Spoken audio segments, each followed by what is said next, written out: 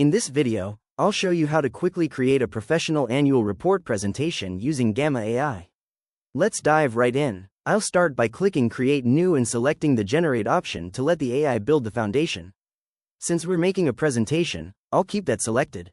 I'm going to set the card count to 7 to ensure we cover all the essentials without being too overwhelming. Now, I'll type in a detailed prompt.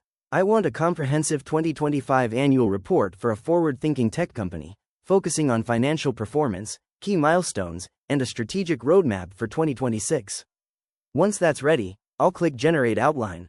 The AI has provided a solid structure, covering everything from the executive summary to market analysis and revenue growth. I can review the cards here and even add more if needed. Next, I'll customize the look. I'll keep the text content concise for a clean feel and browse through the themes. I really like the Elysia theme, it feels modern and professional. With everything set, I'll click Generate. Now, watch as Gamma AI builds the entire presentation in real time.